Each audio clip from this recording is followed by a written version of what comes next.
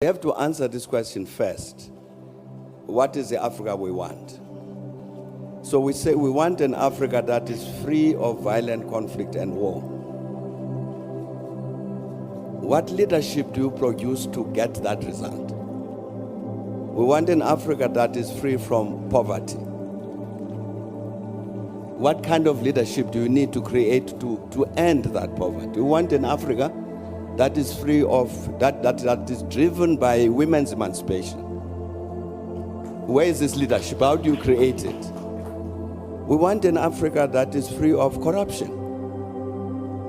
How do you produce this leadership that is not corrupt?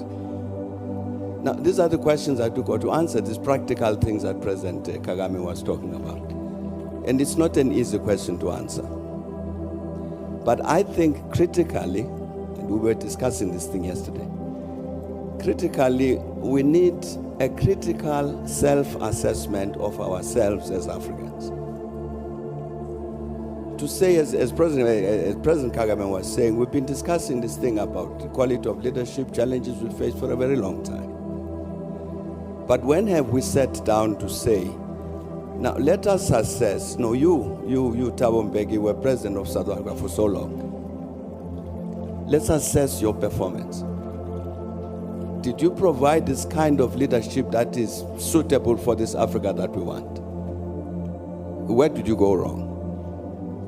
We got the African peer review mechanism, which President Obasanjo can speak about. That's part of what it was supposed to do, so that we sit as peers to say, no, but President, you are misbehaving. You are stealing public resources. You've accessed power in order to put money in your pocket. This is not the leadership we want. But we're not doing that sufficiently because we're afraid. We're afraid to speak frankly to one another about the wrong things that we're doing. And I think if we don't do that, we will meet a century hence to discuss the same question. I think that critical self-assessment of the continent is necessary.